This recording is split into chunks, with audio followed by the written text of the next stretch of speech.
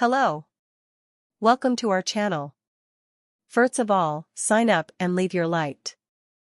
Health officials worldwide are sprinting to test whether experimental vaccines can protect against a deadly illness, after Equatorial Guinea confirmed its first outbreak of Marburg virus disease on February 13. The virus is related to Ebola and causes similar symptoms of hemorrhagic fever. It has a fatality rate of up to 88%.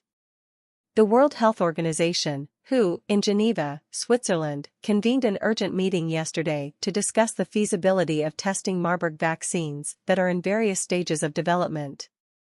But the odds are against a successful trial, they say, because other control measures such as quarantine could end the outbreak before a single vaccine dose can be administered.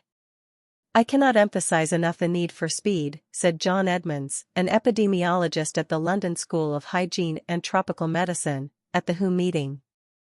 The outbreak is in the north of Equatorial Guinea, in the Kintem province, which borders Cameroon and Gabon.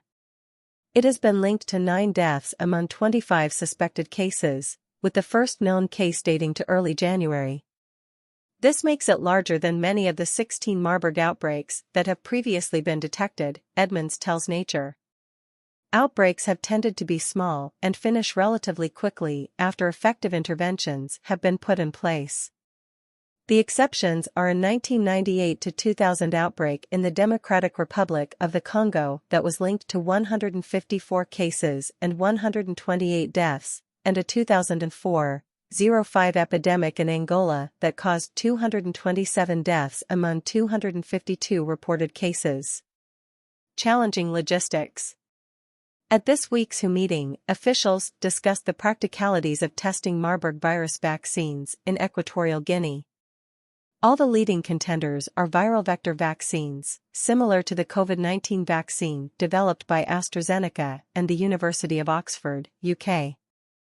The Sabin Vaccine Institute in Washington, D.C. has a candidate vaccine that uses a modified chimpanzee adenovirus to deliver instructions for cells to make a Marburg virus protein, whereas a candidate made by Janssen in Beers, Belgium, uses the human adenovirus on which the company's successful COVID-19 vaccine was based. Janssen is a subsidiary of Johnson & Johnson.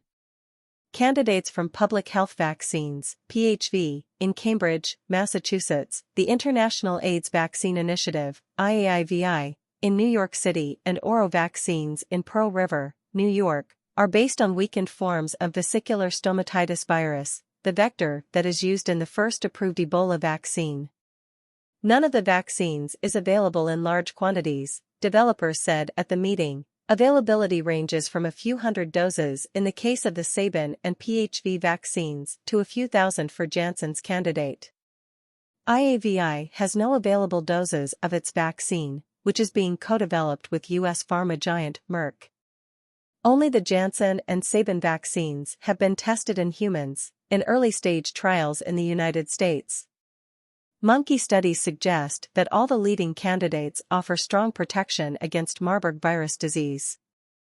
If a vaccine trial in Equatorial Guinea were to go ahead, an independent group of experts that advises the WHO would make decisions about which vaccines to test, says Ana Maria Henao Restrepo, who co-leads the WHO's R&D blueprint effort to lay the groundwork for such studies during outbreaks.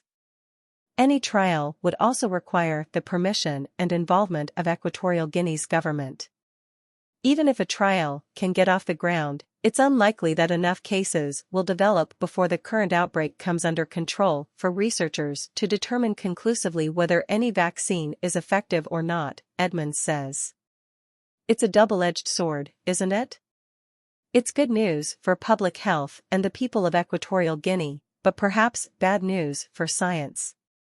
But evidence pointing to the effectiveness of any vaccine could be gathered across multiple outbreaks, researchers at the meeting said. A vaccine trial in Equatorial Guinea could also provide valuable data on the safety of vaccines and the immune response they generate in populations at risk of future outbreaks. I hope you enjoyed the video. What is your opinion about the Marburg virus?